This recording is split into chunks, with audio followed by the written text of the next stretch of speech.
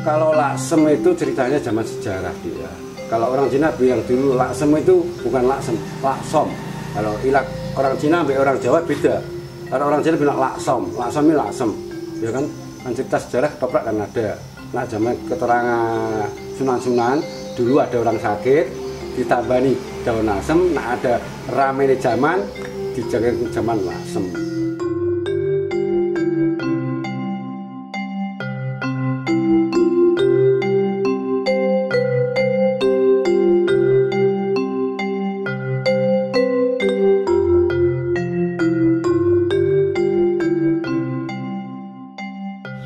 Nama lasem sendiri sudah disebut-sebut di dalam buku-buku sejarah, khususnya pada era Majapahit, karena pada tahun 1351 saudara atau tepatnya adik dari Raja Hayam Wuruk diserai untuk memimpin Lasem sebagai bagian dari vasal kerajaan Majapahit.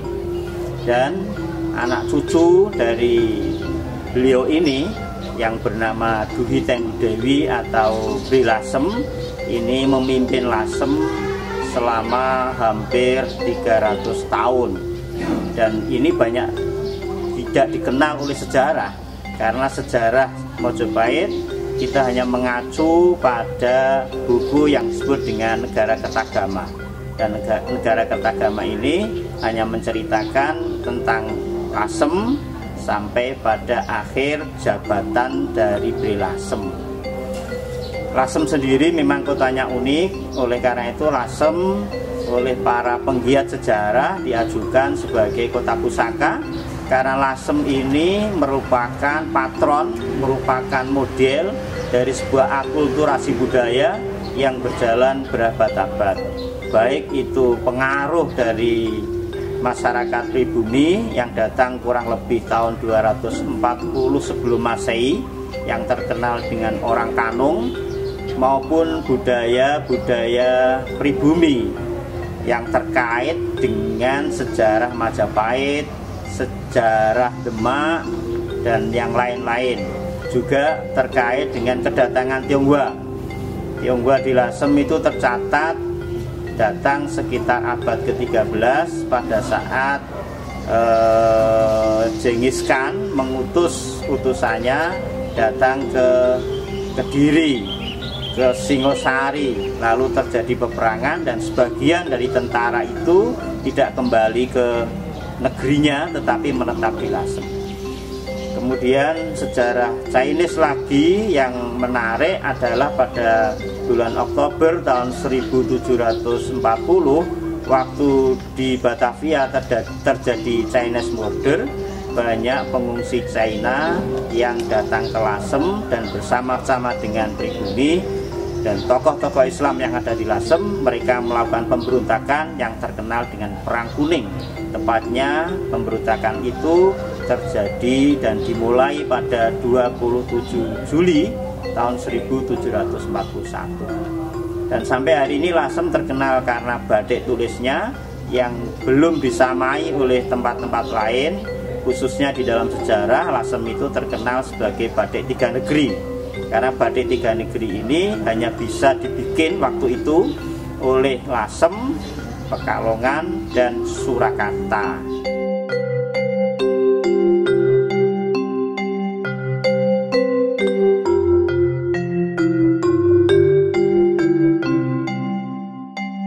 Jadi kalau dulu memang ada dari Putri Damba, terus beradaptasi ke penduduk pribumi. Kalau dulu sebelum tahun 70-an itu pengusaha batik itu dikuasai oleh Tionghoa. Bisa dilihat dari bangunan-bangunan kuno yang ada di Kota Lasem yang megah, pasti itu keluarga batik, Juragan Batik.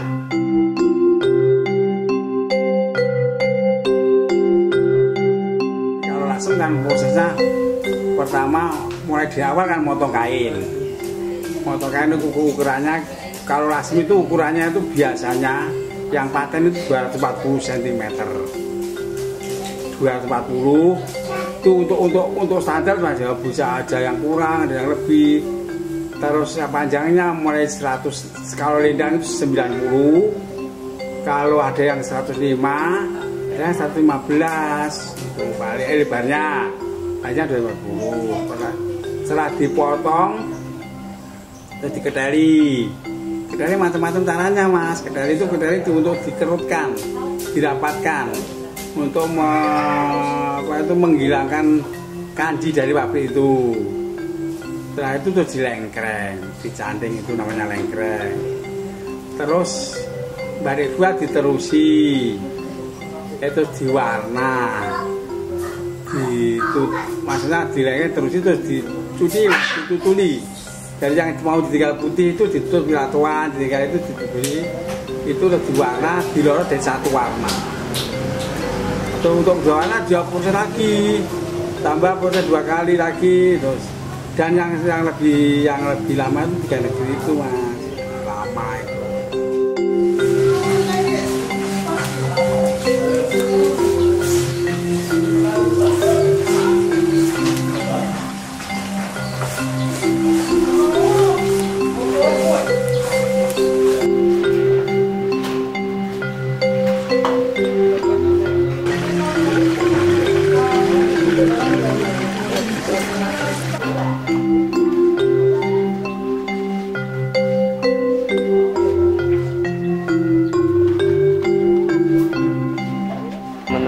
Jenengan teman-teman sakniki niku pripun kan boten wonten sing pengen sinau batik ngoten niku boten wonten.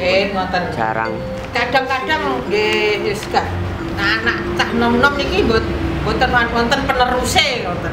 Peneruse niku cah nom sakniki lulusan SMA mlebune teng Indomaret.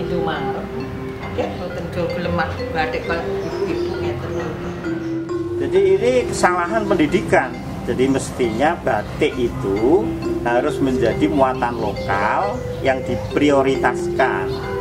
Kalau kita misalnya punya warisan batik dari nenek moyang kita, kemudian sekolah tidak mengajarkan, pendidikan tidak memperhatikan untuk anak-anak ini bisa memiliki keterampilan dan pemahaman yang baik tentang batik, tidak mengapresiasi batik, maka tentu batik ini akan punah. Jadi pengertiannya bahwa batik itu merupakan tradisi lokal, seni lokal yang di dalamnya ada pendidikan moral yang sangat agung. Yang kedua, batik ini sudah diakui oleh UNICEF sebagai warisan dunia. Yang ketiga, siapa lagi yang akan melestarikan batik kalau bukan dari generasi muda kita. Kalau generasi muda kita tidak mengenal batik, akhirnya tidak cinta batik. Kalau tidak cinta batik tulis Lasem, maka mereka juga tidak akan mengapresiasi. Nah ini nanti akhirnya mereka menjadi meremehkan hasil budaya yang luar biasa dari nenek moyang kita.